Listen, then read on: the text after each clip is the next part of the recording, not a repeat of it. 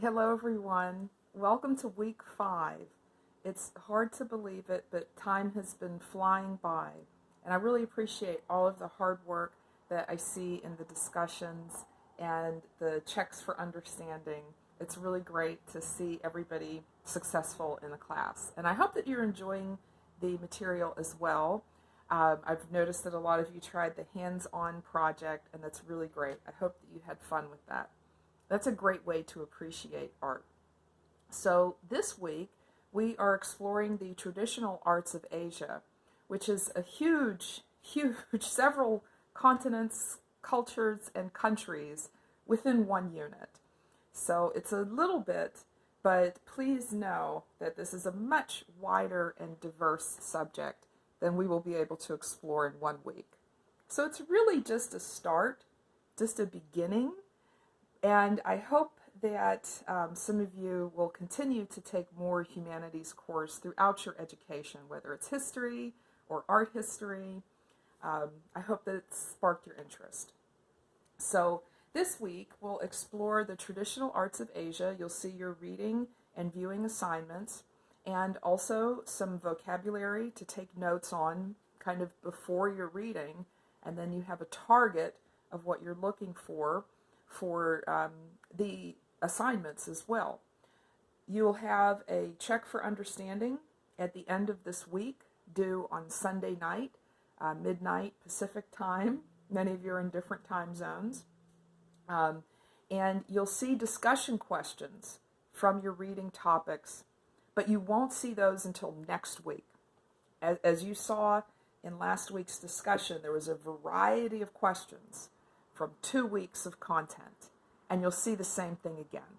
So you'll have questions from the traditional arts of Asia, and you'll also have a group of questions from the Gothic era, which we'll visit in the future next week. So also thinking about the future, just to get you starting to think about the exam, the final project. You have an exam that is cumulative. And if you did well on the check for understandings, you'll do great on the exam. You can look ahead and you will see that there's a study guide there, and you're welcome to start preparing early. The other final project is an essay, and it's very similar to our discussions, but a little more independent research on your part. And I want you to take everything that you've learned about the history of art, and there's also some content on racism and how racism and bias affects art, the industry of art, whether that is institutions like museums or colleges and universities or galleries and commercial institutions.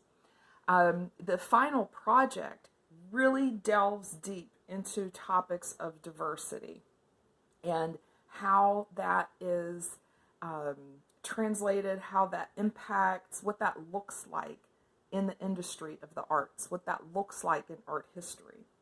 So the final topic is on cultural dominance in art and where you see that in institutions of art, whether that's art history. It might be that something is left out of art history, or it might be one culture that is dominating over another, and kind of the erasure of culture. You can look ahead and you'll see that there's an entire reading and viewing module just with content about that. What is cultural dominance? What is some examples of that in art history to help get you started? And it's very open. You'll be able to choose your own topic. And I'll also be putting some new content in. I have a resource guide that is created just for us from the library, and it has a helpful video on how to use the library search tools. It's really great, and a lot of the links for you to use for your research are right there in that resource guide. So it's kind of a one-click link to the library and how to use the library. So For those of you, you can look ahead, start planning ahead, and plan some extra time to work on those final projects. So I hope that you're all safe and well, and I look forward to seeing you in the discussions. If you need any help or have any questions, I'm just an email away. Have a great week, everybody.